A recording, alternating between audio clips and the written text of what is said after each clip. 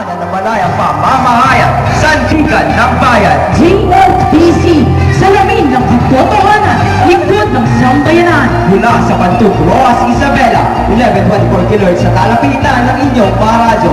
Kasama sa Campus Writers out of the Philippines. Magkati sa inyo ng 5 minuto mga katotohanan pagbubulan. Kami ang inyong tagapaghatid balita. Ako si Rafi Villarama. At ako si Jessa Manido. Roas kayo! Balitang balik sa bayan. Roas kayo! Iwas to ang inyong masan, ganap na nasa is ng gabi. Ang oras na ito ay atid sa inyo ng Rabisco. Ang sarap ng piling mo.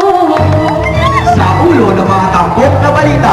Para sa balitang lokal, mga turista sa Puerto Princesa nagdadagsaan. Para sa balitang pambansa, pag-iimbestiga sa kaso ni CJMA pinatigil. Para sa balitang pandaigdig, South Korean President Lee Myung-bak, inaulakan ng invitasyon ni Pinoy. Para sa balitang pampalakasan, Pilipinas nagtapos sa pang-alim sa SEA Games. Ating pakinggan ang mga detalye sa pagbabalik ng Roas ngayon! Patuloy na pagbaha, pagguho ng lupa, dumarami na ang namamatay. Mundo ay nawawalan ng kulay. Hindi ka ba nangangamba? Ano nga ba ang nangyayari sa atin? Hiyat na ba ito ng pagbanti ng inang kalikasan? Simulan mo ang pagbabago!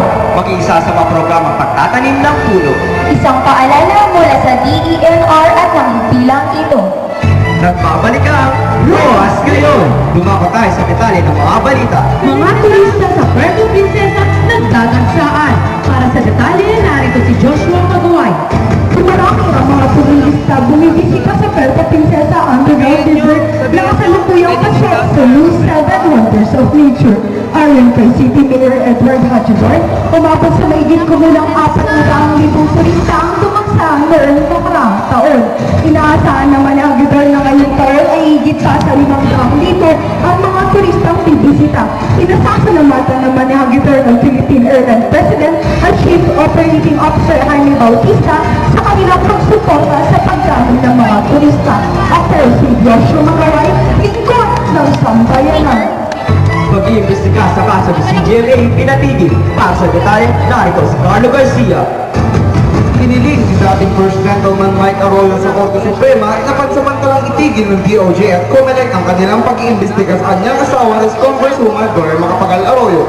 Nangangamba naman si COMELEC Commissioner Renia Sarmiento na kung sasabihin ng Korte Suprema na iligal ang kanilang pag-iimbestiga ay maaari na walang pisang warrant of arrest na isinampa ang CGMA.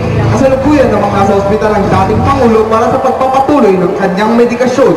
Ako, si Carlo Garcia, lingkod ng sambayanan.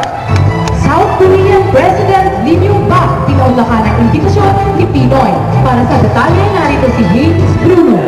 Tinanggap ni Lee Myung-bak President South Korea ang imbitasyon ni Pangulong Benigno Aquino III para sa expanded bilateral meeting na gaganapin sa Maynila. Dumating si Myung-bak sa Pilipinas bandang 1:00 ng hapon. Nakatakda naman ang dalawang Pangulo dumalo sa Korean-Philippine Business Forum na gaganapin sa Manila Hotel na pamamahala ng Philippines at Trade Chambers of Commerce of Industry. Ako si Haynes Bruno, lingkod ng sambayanan. Pilipinas nagtapos sa pang-alim sa SEA Games. Para sa detalye, narito si Gian Salu.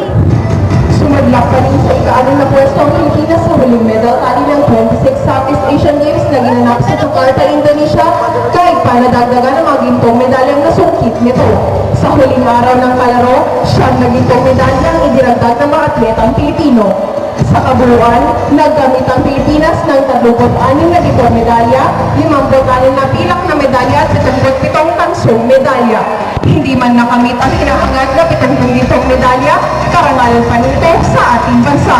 Ako si Gian Salud, lingkod ng sambayanan. Muli na rin magbabalik pagkatapos ng paalala. Gusto mo bang makasagot ng mabilis na impormasyon? Gusto mo bang lumawak ang iyong kalaman?